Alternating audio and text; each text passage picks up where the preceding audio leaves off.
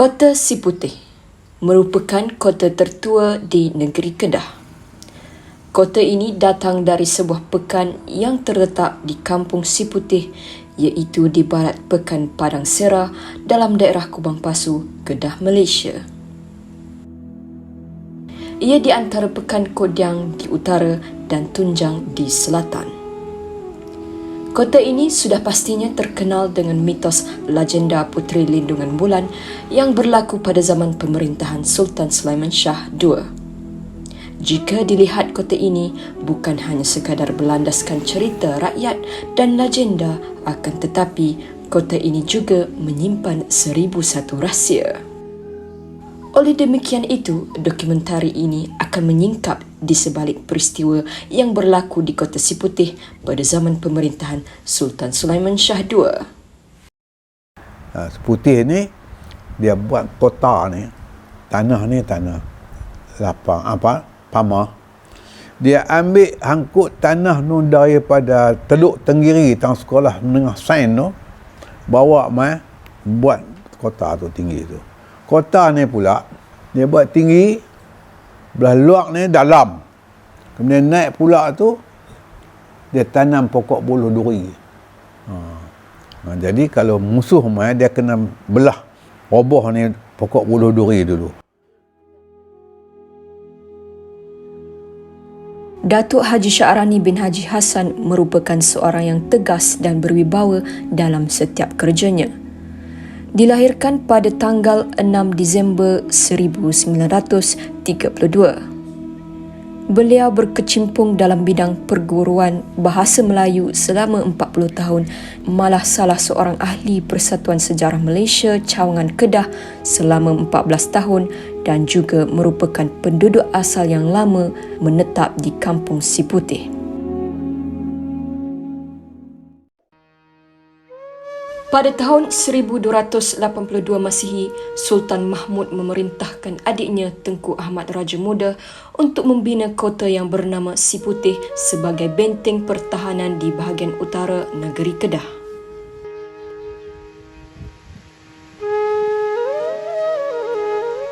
Nama Siputih hakikatnya diambil dari sebuah pokok yang bernama Anggrek merpati atau nama saintifiknya Dendrobium sireniminatum. Hari ni ada orang kata Siputih ni nama isteri raja, nama apakah Sulaiman apakah. Dah tu dah kendian. Semua tu nak kata orang ni ada nama Puteri Darah Putih lah. Semua tu tak betul. Semua tu kendian. Baik.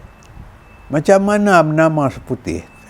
Rupanya bila dalam kajian tu, di dalam kampung ni ada pokok orkid, pokok anggrek merpati. Dia hinggap di pokok.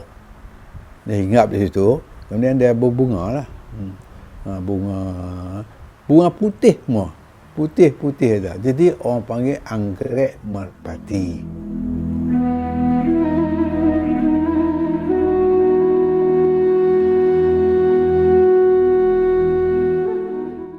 Kota ini sebenarnya dibina untuk menghalang ancaman Aceh dan Siam pada ketika itu dan lama-kelamaan kota ini dijadikan pusat pemerintahan yang paling lama bermula dari abad ke-13 sehingga ke abad ke-16 dan merupakan pusat pemerintahan yang ketiga di Kedah yang wujud lebih kurang 303 tahun di bawah pemerintahan Sultan Ibrahim Shah, diikuti ketujuh Sultan Negeri Kedah iaitu Sultan Sulaiman Shah I, Sultan Ataullah Muhammad Shah, Sultan Muhammad Jiwa Zainal Adilin Shah, Sultan Mahmud Shah II, Sultan Muzaffar Shah II, Sultan Sulaiman Shah II dan Sultan Rijaluddin Muhammad Shah. Kelapan sultan ini telah bersemayam di Kota Siputih.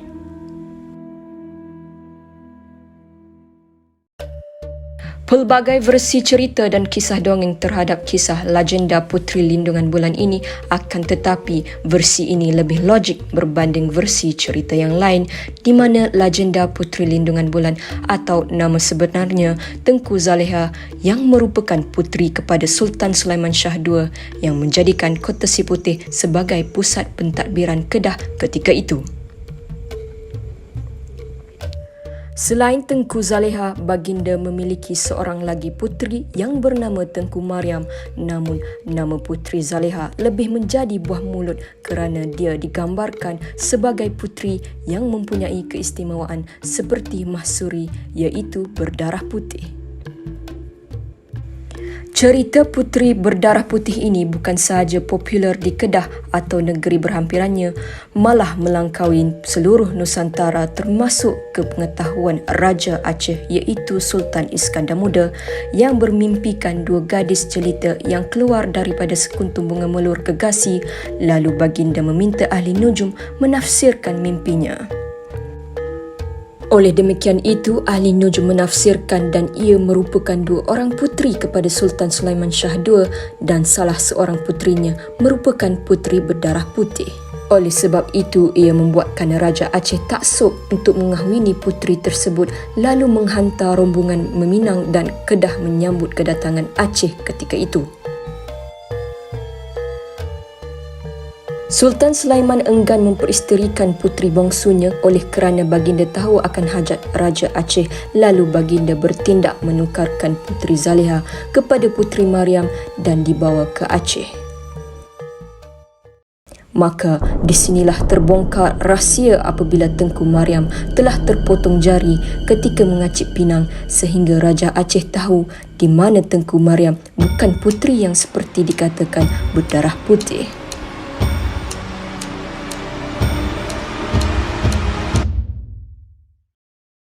Kemurkaan Raja Aceh menyebabkan baginda mahu membalas dendam dengan menyerang Kedah. Dalam masa yang sama, Sultan Sulaiman Shah II sempat membina kubu bawah tanah untuk melindungi puteri Zaleha.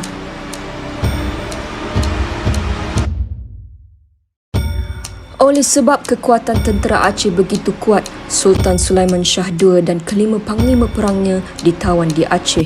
Namun puteri Zaleha gagal ditemui oleh tentera Aceh oleh kerana Sultan Sulaiman Shah II sempat berdoa kepada Allah supaya dilindungi walaupun dalam ketika bulan itu mengambang bagi mengaburi penglihatan tentera Aceh dari memasuki ke kubu perlindungan puteri Zaleha sebelum baginda ditawan ke Aceh. Maka dari sinilah gelaran Puteri Lindungan Bulan diperolehi yang kini menjadi rentetan kepada generasi ke satu generasi. Hakikatnya kisah ini hanya dongeng semata-mata dan kisah legenda Puteri Lindungan Bulan yang berdarah putih ini sebenarnya ia merupakan suatu lambangan kepada kebaikan dan kecantikan yang dimiliki pada Puteri Zaleha. Kalau masuk dongeng ni, betul ke tak betul? Cerita tu boleh jadi betul, boleh jadi tak betul. Rekaan banyak. Sebab orang Melayu dulu, dia cukup pandai cerita. Satu di antaranya cerita Terung Pipit. Kita baca cerita tu macam kita ada dalam cerita tu. Pandai.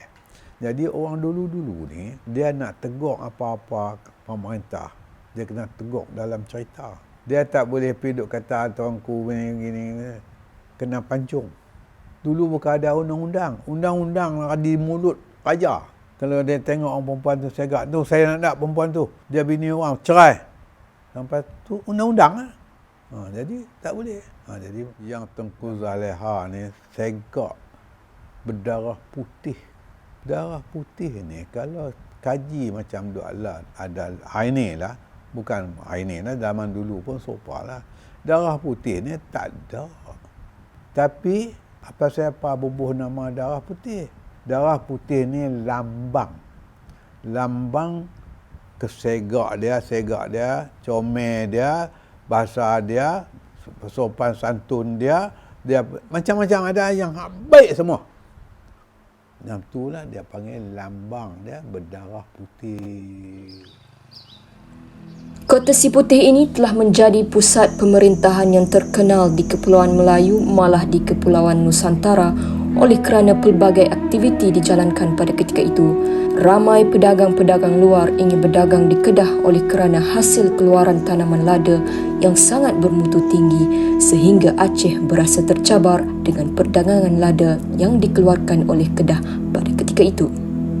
Oleh itu, pada pertengahan kurun ke-16, Kedah mula menerima ancaman dari tentera Aceh yang dipimpin oleh Sultan Iskandar Muda pada zaman pemerintahan Sultan Sulaiman Shah II.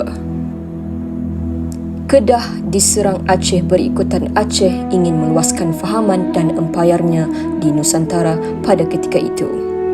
Selain berang dengan ketindakan Kedah yang turut menanam lada hitam di beberapa daerah termasuk Langkawi, sedangkan Aceh sudah terlebih dahulu menanam tanaman itu yang mampu dijual pada harga tinggi. Keengganan Sultan Kedah mendengar amaran dari Aceh supaya menghentikan tanaman lada hitam menyebabkan Raja Aceh Berang lantas menyerang Kedah pada ketika itu.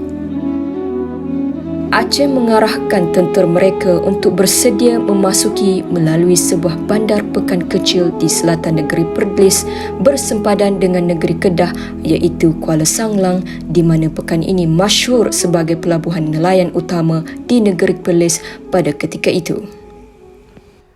Bila dah raja ni dia tanam tanaman banyak lah semua, orang apa nama ni Eropah dia main duk cari ni, dia tengok hak Kedah ni bersih, elok, barang-barang daripada tadi macam lada hitam ke, bunga cengkeh, bunga lawang apa semua ni, dia hak Kedah ni cukup elok.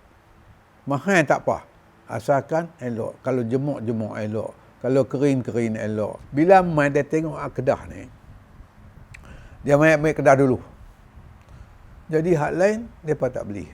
Aceh hangat hati. Jadi dia hangat hati pasal hak dia tak laku. Dia nak serang Kedah. Dia nak serang, dia sakit hati pasal hasil Kedah selalu dapat nombor 1. Hak dia jadi lekeh. Aceh mula menyekat saluran bekalan makanan dari setiap penjuru dari memasuki Kota Siputih oleh kerana orang Aceh celik akan cara pemakanan orang Kedah dengan berbekalkan sirih dan pinang mampu menzahirkan kudarat mereka, dan kemudian Aceh memusnahkan kota ini lalu rakyat Kota Siputih dibawa ke Aceh bagi tujuan meluaskan kefahaman mereka dan Sultan Sulaiman Shah II dibawa dan mangkat di sana. Kisah peperangan ini dapat dibuktikan dari penemuan artifak-artifak yang telah dijumpai di Kampung Siputih seperti peluru meriam, seramik dan malah turut membawa kepada penemuan pokok lokcan bersebelahan makam Puteri Lindungan Bulan yang pernah dikaitkan dengan kehadiran Kerajaan Aceh ke Kedah. Jika dikaitkan dengan kisah legenda Puteri Lindungan Bulan pada versi cerita lain, pokok lokcan ini merupakan bukti kehadiran Aceh ke Kedah, kononnya untuk memperisterikan Puteri Lindungan Bulan. Hakikatnya ia sebagai bekalan minuman untuk tentera Aceh bagi menghilangkan dahaga ketika peperangan berlaku di Kedah, lalu tentera Aceh membuang bijinya di sekitar kota itu. Pokok yang berusia 400 tahun di Kampung Siputih ini juga dikenali sebagai berembang. Ia tumbuh setinggi 3 meter dan hanya berbuah setahun sekali mengikut musim, malah dijadikan sebagai pencuci mulut oleh penduduk di sana seperti buah-buahan yang lain. Tidak dapat dinafikan pohon lokcan ini hanya wujud di Kampung Siputih sahaja, dan ia juga mampu menjadi mercu tanda sebagai pusat pemerintahan Kedah yang paling lama bertapak di tanah Melayu jika dipelihara dengan baik oleh pihak tertentu.